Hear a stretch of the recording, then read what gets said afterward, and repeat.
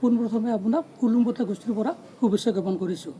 যিহেতু আপুনি বাঁহীৰ লগত জড়িত গৈছিল, গতিকে আপোনাক বাঁহী সম্পৰ্কে কিছুমান আপোনাৰ পৰা কথা জানিব বিচাৰিম, লগতে আপোনাৰ মনৰ কিছুমান কথা জানিব বিচাৰিম। এটা বাঁহীকে সুৰ এটা শুনি দিওঁ।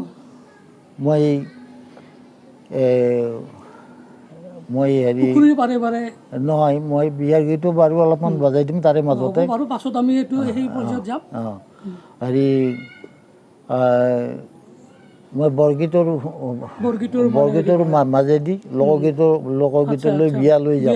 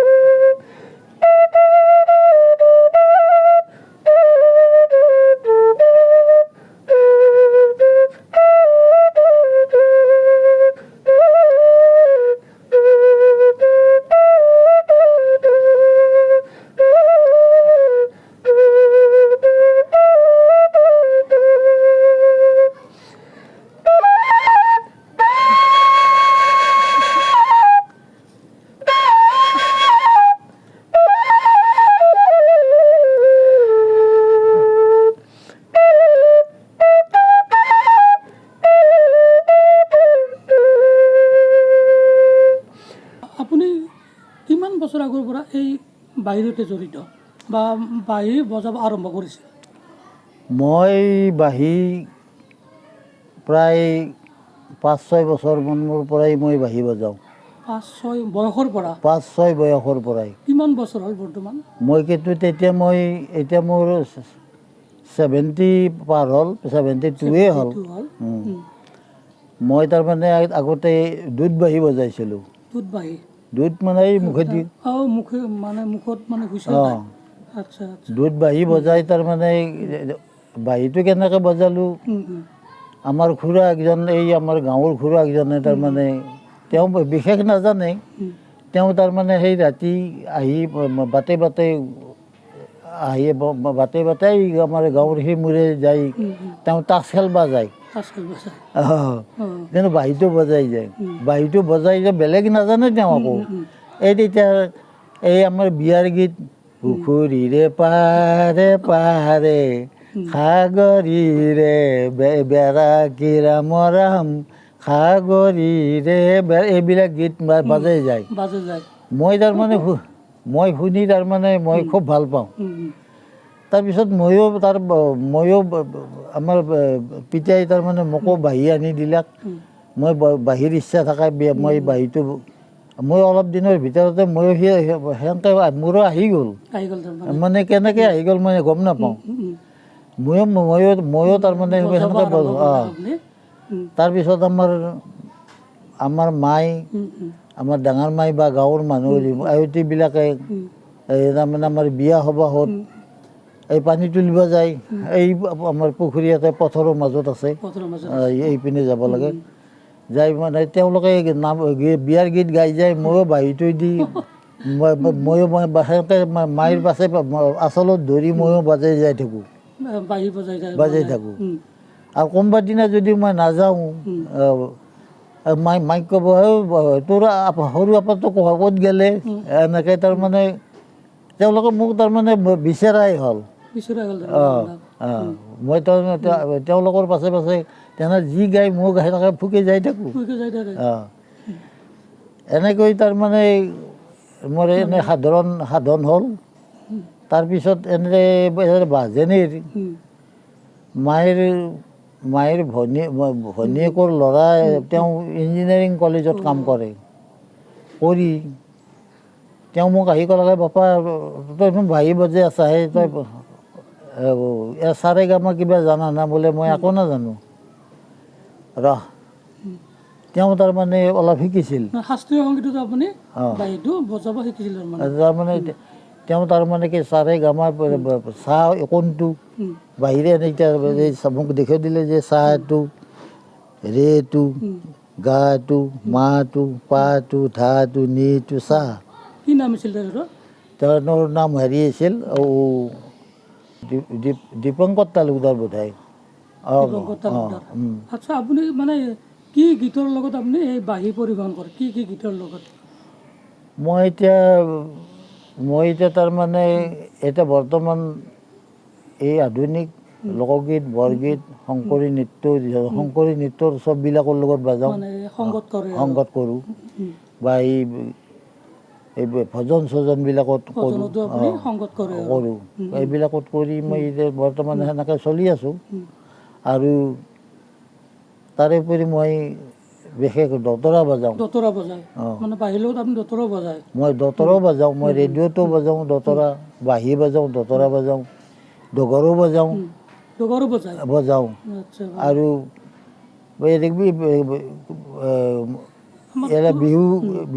বিহু পেঁপা বাদ্যযন্ত্ৰ চব বজাওঁ, চববিলাক বজাওঁ। বা আমাৰ গাঁৱত তাল নাগৰা আছে, এতিয়া নাম হৈছে, মই নাগাৰা বজাইছোঁ, তালো বজাওঁ। এনে তাৰমানে আমাৰ যিখিনি থলুৱা গীত মাতৰ যিখিনি বাদ্যযন্ত্ৰ মই প্ৰায়বিলাক বজাওঁ। ধন্যবাদ আপোনাক, আমাৰ উলুমপালাৰ তৰফৰ পৰা আপোনাক ধন্যবাদ জনাইছোঁ। আপুনি ইমান সুন্দৰকৈ বাঁহী বজাইছে। আৰু যিহেতু আপুনি এইটোৰ লগত জড়িত, আপুনি প্ৰফেশ্যনেল হিচাপে কৰে নে আপুনি নিজৰ মানে সেই কাৰণে কৰে?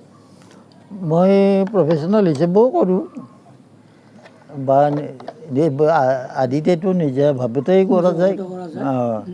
এতিয়া বৰ্তমান মই এই বাঁহী দোতৰা বা মই ৰেডিঅ'ত লোকগীতো গাওঁ বা এনেকৈয়ে মই মোৰ সংসাৰখন চলি আছে। অনাতাঁৰ শিল্পীও বা এতিয়া তাৰোপৰি মই আপুনি উজনিলৈ গৈছে নে?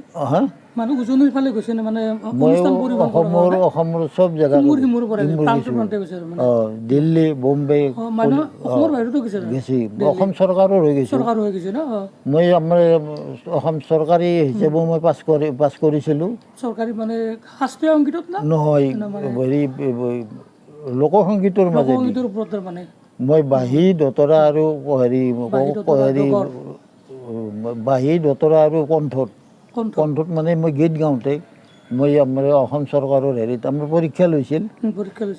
তাৰপিছত আমাক ট্ৰেইনিং দিছিল 14 মাহ গীত নাচৰ ওপৰত। তাৰপিছত আপোনাৰ আমাক গোটেই দিল্লী, বোম্বে, কলিকতা এইবিলাকত তাৰমানে আমাক প্ৰগ্ৰেম কৰিব কৰিছোঁ। তাৰোপৰি চৰকাৰৰ মাধ্যমেদি এতিয়া আপোনাৰ যোৰহাট, ডিব্ৰুগড়, তিনিচুকীয়া, শিলচৰ অসমৰ বিভিন্ন ঠাইত মই প্ৰগ্ৰেমবিলাক কৰিছোঁ। কৰি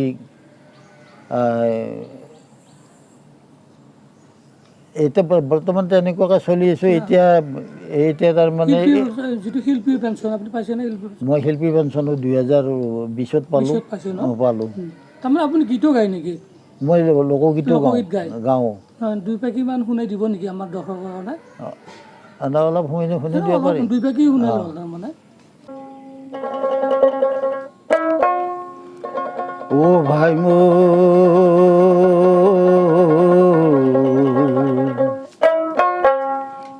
মোৰ পাগলা মন,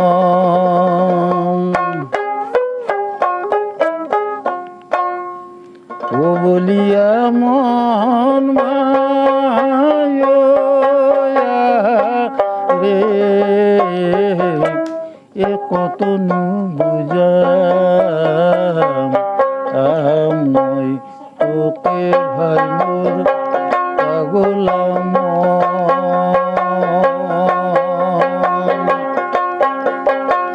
ও বলিয়া মন রে কতনো বুঝাম মই তোকে ভাই মোর পাগলা ও হরি বিনে বন্ধু নাই, হরি বিনে বন্ধু নাই আর কোনো জন ভাই মোর পাগলা ও বলিয়া মন রে কত বুঝা তোকে ভাই মোর পাগলা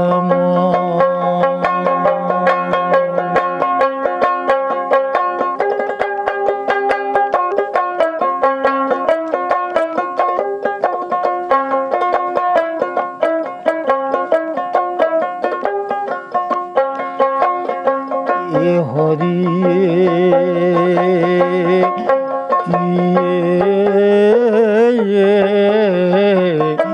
মনকে লারিবা মনকে সারিবায়ু ও মনকে নিদিবালাই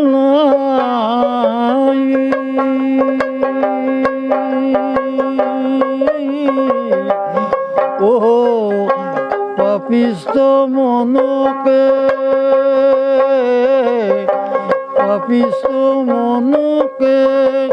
বুঝাব নোৱাৰি ও পাঘা চিঙি গাঁও খাই ভাই মোৰ পাগলা মন বলিয়া মন ভাইয়ারে কত বুঝা তোকে ভাইবোর পাগলাম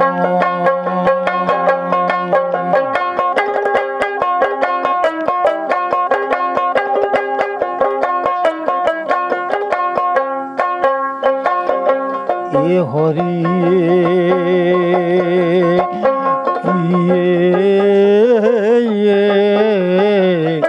বসে বন্দি হইলা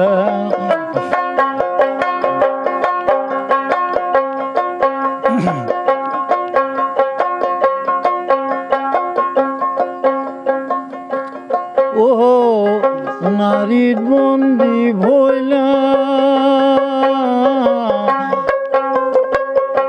নারীর বন্দি ভইলা পুরুষ ভমরা ও ধুরে বন্দি ভইলা হাতি ভাই মোর পাগলাম ও বলিয়া মন ভাই রে কত বুঝাম মই তোকে ভাই মোর পাগলাম ভাই মোর পাগলাম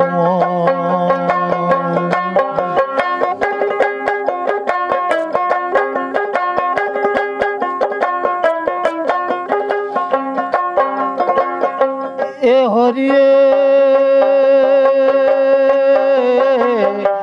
আজি কালি করি দেখা যাব চলি ও যেন কচু পাতৰ পানী এয়াৰ মৰিবাৰ বেলা টানি বাহিৰ কৰে ও ঘৰ চোৱা যাব বুলি ভাই মোৰ পাগলাম ও বলিয়া মন ভাইয়ারে কত বুঝা তোকে ভাই মোর পাগলাম ভাই মোর পাগলাম ভাই মোর পাগলাম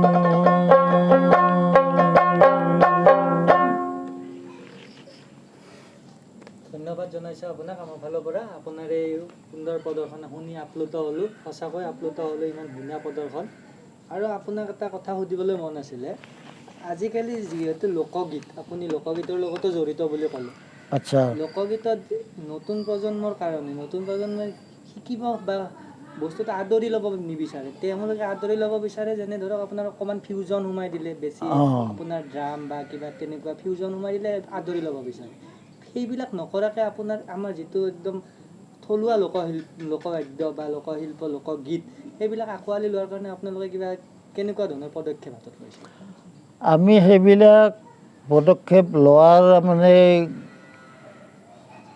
উপায় নোহোৱা হৈছে ভাবিব গ'লে আমি এই এনেকৈ দতৰা ডগৰ বজাই বাট কিন্তু আমি তাক খুব বেছি তবলাযোৰ ৰাখোঁ কিন্তু আচল কৰি দতৰাত তবলাও নালাগে এই লোকগীতত এই খোল বা খোল ডগৰ আৰু দতৰাটো আৰু বাঁহীটো লয় কিন্তু আচল লোকগীতৰ মূল যন্ত্ৰ এইকেইবিধ অঁ কিন্তু এতিয়া ডাঙৰ যিবিলাক এতিয়া ডাঙৰ গায়ক বুলি কয় জুবিন গাৰ্গ এইবিলাকে তেওঁলোকে এতিয়া ধুনীয়া লোকগীত গাই আছে নৱপ্ৰজন্মই এতিয়া তাৰমানে দতৰাটো হাতত লৈ বাঁহীটো হাতত লৈ ফুৰিব টান পায় অঁ কিন্তু আমি কিন্তু টান নাপাওঁ আমি যিকোনো ঠাইকে যাব পাৰোঁ অঁ আমি জীয়াই থকা দিন কেইটা দিন আমি মানে আমি ইয়াক আমি পূৰা সন্মান কৰোঁ জীয়াই ৰখাৰ কাৰণে আমি চেষ্টা কৰোঁ মই তেওঁলোকক এইভাৱে মই কামনা কৰোঁ কি আহ্বান জনাব আপুনি কি আহ্বান জনাব তেওঁলোকে নিজৰ জাতিক পাহৰি যাব নালাগে, এইটোৱেই নিজৰ কৃষ্টি সংস্কৃতি জীয়াই ৰখাৰ কাৰণে চেষ্টা কৰিব লাগে। বা আনটো শিকিলেও নিজৰটো অতি দৰকাৰ, আনটোও শিকিব লাগিব, নালাগে বুলি ক'ব নোৱাৰি। গতিকে নিজে কৃষ্টি সংস্কৃতি জীয়াই ৰখাটো মই বিশেষকৈ কামনা কৰোঁ, এইখিনি মই ক'ব বিচাৰোঁ। আৰু এই আপোনাৰ যিখিনি বাঁহী দেখিলোঁ, ইয়াত বহু ধৰণৰ বাঁহী দেখিলোঁ, এই বাঁহীটো আপুনি কোনটো বাঁহী ক'ত কেনেকুৱা ধৰণে ব্যৱহাৰ কৰে অকণমান আমাৰ দৰ্শকক জনাই দিব। বাঁহীটো মানে আমি যেতিয়া মুখখন মেলি গীত গাব ধৰে, মই এই গীতটো যি গালোঁ, মোৰ এটা কোনটো বাঁহী লাগিব মই বুজি চাওঁ। স্কেল আছে, চি নেচাৰেল বাজাইছোঁ, তাৰপিছত তাৰো তলত বাজাম, সৰু বাজাম, এই সৰু বাজাম। স্কেল কি বন্ধা আছে? কোনোবা চি হৈ আছে, কোনোবাই বি হৈ আছে, কোনোবা বি হৈ আছে, এইবিলাক বি নেচাৰেল। এইবিলাক হেৰি আপোনাৰ বি ফ্লেট, তাৰমানে বি নেচাৰেল। এই কিছুমান সেনে কৰি চলি যাব। এইটো চি পৰে, চি ডাবল, তাতে 3টা ভাগ থাকে। চিট বজাব।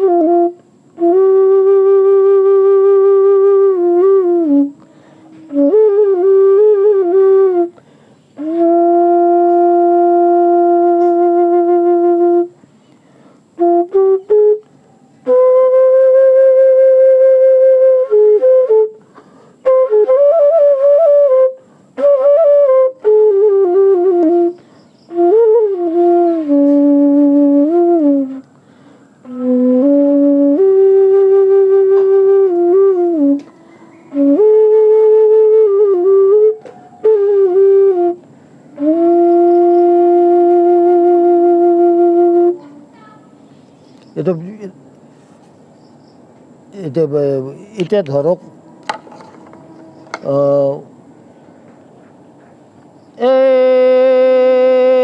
এটা স্কেল, সেইটো একেই, মানে এটা আপুনি হেনো জানি নিৰন্তৰে এৰি আন কাম, কিন্তু সেইটো স্কেলতে তলত আপুনি আৰু বোলে আপুনি এটা কৰিব নোৱাৰে, হেনো জানি নিৰন্তৰে এৰি আন কাম, এটাই স্কেল। এইটো এই তলৰ, সেইটো ওপৰৰ, আৰু তাতকৈ আৰু ওপৰত আছে, তাতকৈ এইটো স্কেলতে হেনো জানি নিৰন্তৰে আপোনাৰ ওপৰত যায়, কিন্তু স্কেল এই ঘূৰি পাকে এই এটাই।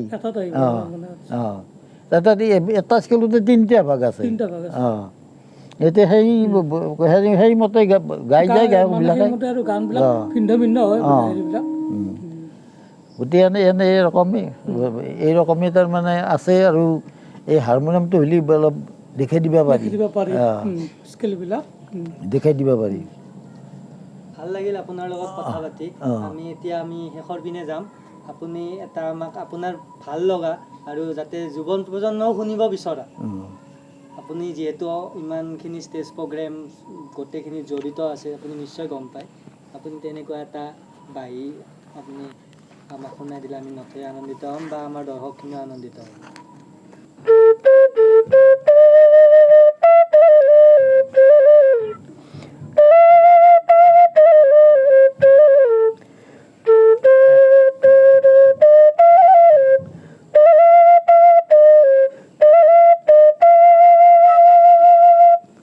এই পুখুৰীৰে